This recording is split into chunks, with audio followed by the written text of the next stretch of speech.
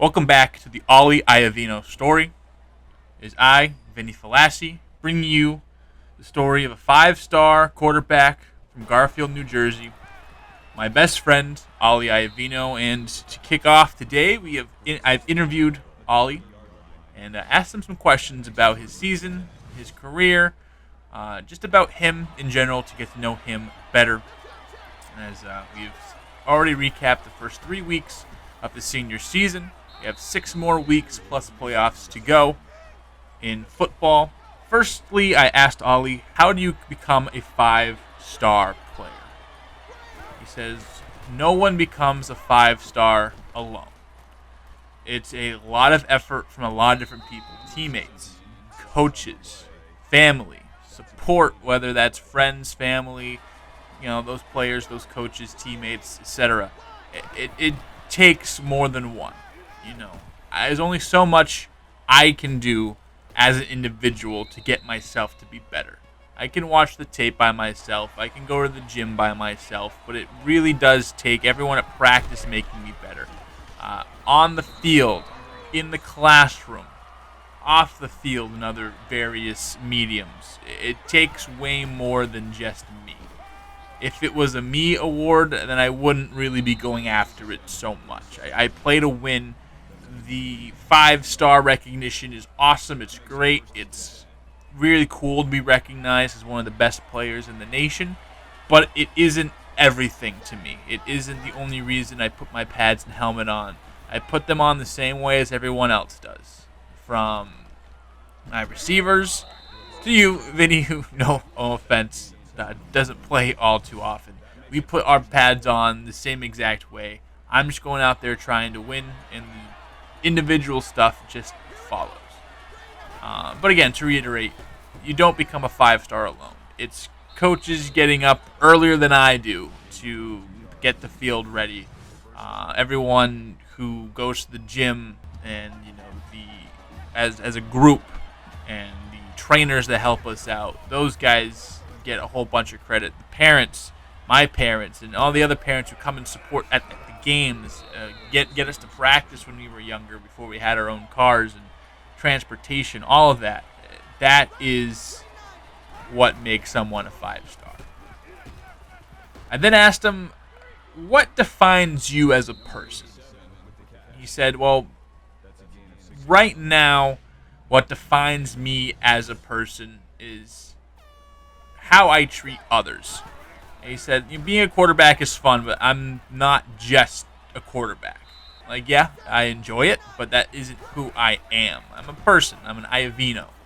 I think that last name I hold with a lot of respect. I think a lot of people hear that name and think of my mom and dad who grew up here in Garfield, and my grandparents who have, just a couple of towns over, but they are a fixture here. The Iovino name is more than just me, so I have to wear it with that in mind, that it's not about me. And I feel like I've been very fortunate to have people in my life that, while I might be considered gifted at all these things, and for that I'm grateful for too, but I never felt that way. I felt like I truly have earned my place in this history of high school athletics, which makes me not feel privileged about things. So I think that defines me as a person, that I am someone who treats people with respect, who treats people kindly.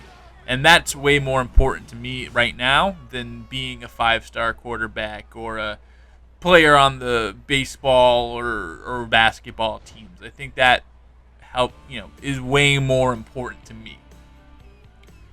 Asked him what his favorite non-sports memory is, or what non-sports memory do you cherish the most. And he told me his grandparents' 50th year wedding anniversary. He said seeing two people be married for that long, knowing their history, knowing that it's not always perfect, but persevering through because you're indebted to that other person and you made a promise to that other person, is something that he carries with him in football and in other sports, even though, again, he's not talking about his grandparents in the huddle. It's those characteristics that help define him, he thinks.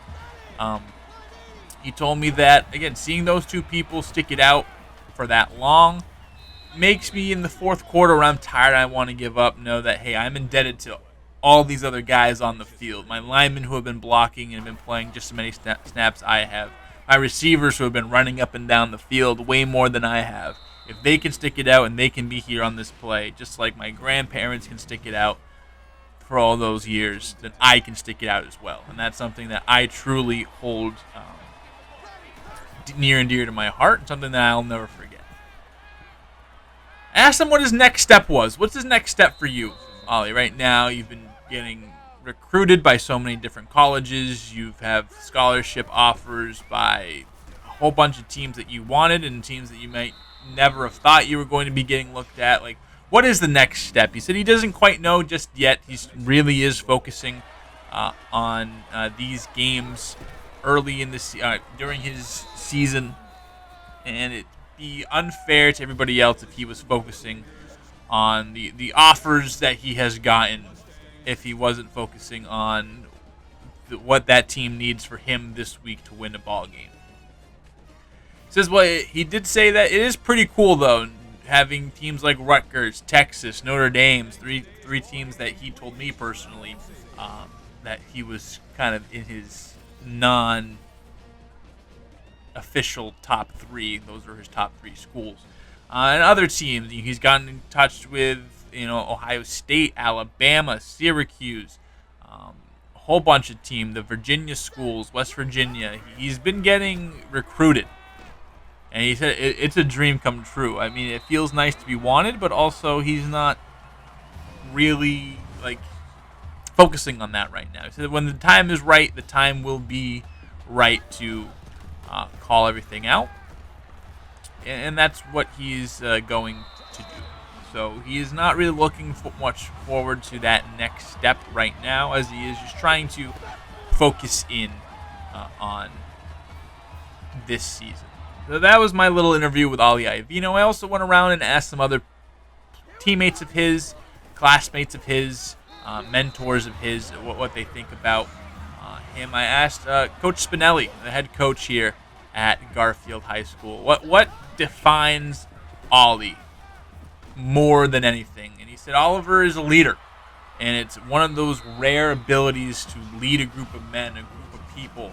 And, talking to teachers, you see it in group projects. He's always taking initiative, always trying to put people in their best position to win, just like he is on the football field, just like he is on the baseball field, on the basketball court, every other endeavor of his life.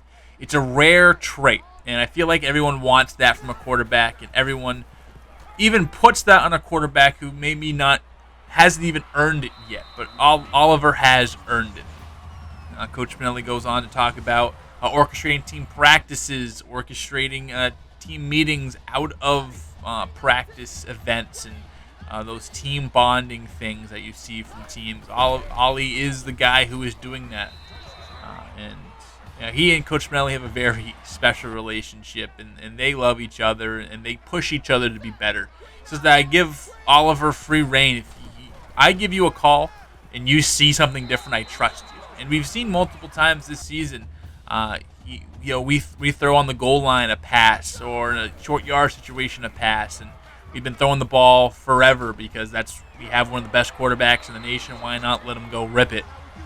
But he'll check it down to a shorter pass or a run for Alex Howell, or a running back, and let them go. Let his other teammates do the work that needs to be done. He said he doesn't have to hit a home run all the time, and something that a quarterback of his stature would want to do, and it's rare that he really truly is team first all the time at whatnot. Talked to Craig Ostrander, one of his top receiving targets. He said, the relationship Oli and I have built on the field comes a lot from the relationship we built off the field. We are constantly hanging out. We take a lot of the same classes, so we're studying together a lot of the times. We're hanging out on the weekends, and Vinny, on the weekends he likes to have everyone over his house after the game on Friday night, before practice on Monday, to just hang out, chill out, play 2K, play video games, play cards. We all like playing cards together. And it's fun that he's able to find every single player on the team and make them feel important, because they are. And as you know, that even if you're not showing up on the stat sheet, you're doing something either in practice, outside of practice, to make us all better. So he is awesome at letting everyone be recognized for that. So those are some of the interviews I've conducted, trying to get to know Oliver, as Coach Spinelli calls him, Oli Iovino, a little bit more. Again, it's interesting to see a guy of this caliber. This is everything that, coaches talk about. If you tune on ESPN during draft time, these are the traits everyone's looking for in a quarterback. And sometimes people can be falsely attributed to that because of the position they play, because those are what everyone wants from a quarterback in that position. It's not always what you get every single time. And Oli is truly a guy who is that personified. And it's not even about the NFL for him. It's about next week for him. And that's how he lives it. It's what is the next moment in life that I can win. And while, yes, long-term goals are a thing, he is very short-sighted in that aspect that, I want to win now. I want to win next week. Next week is the most important. Next game is the most important. And I feel like he'll always have that little bit. The sky's the limit for Oli, and truly is how far he wants to go is how far he will go. Again, another cliche. I feel like this whole thing has been cliches, and I think my writing class would hate that. But I'm giving it to you how it is, and this is how it is. This is a guy who might be a cliche, but who's pretty darn good. This Ridgewood game I would like to highlight. This was a very big challenge for Iovino. It was one of his worst games, and I think he'll tell it. And actually, I did get to talk to him a little bit about this Ridgewood game. He said, I think it was a case of me trying to do too much, and it usually is my downfall. I feel like while I do trust my teammates, I always put a lot of pressure on me to have to go out there and succeed. Because if I'm not doing my absolute best, I don't think our team is doing the absolute best. And I put a lot of weight on my own shoulders to be as good as I think I can be. I think that being the only 5-star recruit offensively on our team puts a lot of pressure on me to be that best player. He was intercepted a couple of times when maybe he could have taken a check down, done something a little less superhero-y, a little less Superman-y to get the job done. But this was a tough game for him. Still got his yards, got his touchdowns. Did fumble the ball a couple of times. Did get intercepted a couple of times. Did end up getting a safety, which I think we'll see just here in a moment. But just wasn't his best game. And said that they threw a defense at him that he really hadn't seen before. He loves working that sideline. I feel like they did a really good job at daring him to throw over the middle. He knows how prone he is to throwing the ball away and giving up turnovers, something that he said he's been working at constantly, and something that, he tries his best and he wants to make the best play, but sometimes he just falls a little bit short, which is admirable for a quarterback who thinks they can make every single throw. That's kind of just his thing, right? So he knows that throwing over the middle is a little more susceptible to being picked off than going to those sidelines, but also when you're kind of gearing up, as you see right here, Harley Brown gets him for the second time. This one is going to turn into a touchdown after Iovino was the last line of defense and wasn't able to get to it. Harvey Brown, excuse me. They just baited him to throw over the middle, where they know, if we stack up on the outside where he likes to go, that's going to increase our interception chances. And if he does go over the middle, that also is going to increase his interception chances, and trying to make Oli be Oli. And for a minute there, they had him. For a minute there, he was down and out. But I feel like if you go back to the beginning of this beginning of this essay, and kind of look at all the characteristics that he described that he'd want himself to be: resilient, persevering, ability to take a punch and get up, all common themes for him.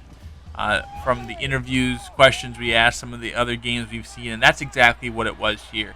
Coming down out of halftime, down, he was able to storm back and really just chip down the field, move things along. Didn't throw an interception in the second half. Finished this game with over 300 yards. Did finish with 3 touchdowns as well. And again, this is a team in Ridgewood that was 1-4, and you think you're going to look at this game and might say this might be his worst game if you take into consideration his performance plus who his opponent was. But Ridgewood always played Iovino tough. I feel like their head coach on the other side of things really understands what makes Oli Oli, and he was able to take some of that away. But you can't underestimate the heart of a champion. Again, another cliche, I know. But a guy who was willing to do it all. Did a lot with his legs this game. Had over 30 yards rushing, and that's including the sack yardage he got. He was getting bullied down a lot this game. They were throwing a lot of blitzes at him. Again, really asking him to beat them as he turns it over here on a big scramble. But we learned a lot about Oli today, and it's the perseverance. It's the ability to get punched or not have your fastball early, but still stick with it. Something that, again, he credits his grandparents for showing him. He credits his teammates and his coaches and his parents and all those who make him him. He credits everybody else. And that's, again, what really does make Iovino as special as he is. Here in the waning seconds of the third quarter, Iovino jumps out of the pocket, is going to scramble, is going to take off up the sideline, but does get tackled 10 yards out. And just trying to put the finishing touches on this one, trying to go and punch this in on the 5-yard line. And he's able to find Weisbecker for it, turns it up, and a touchdown. That'll be the last touchdown pass he threw today. And again, finished off Ridgewood quite nicely. Won this game 30-22. As the last play we'll see is him taking it right up the middle for that 2-point conversion. Well, that will do it here. And the Oli Iovino story rages on. We appreciate you for tuning in. Again, follow the journey of Oli Iovino, narrated by me, Vinny Falassi. We appreciate you tuning in. We appreciate you watching us here. Sure to like, subscribe, all that fun stuff. See more Oli as we have the final 3 weeks of the regular season coming up next. You won't want to miss it.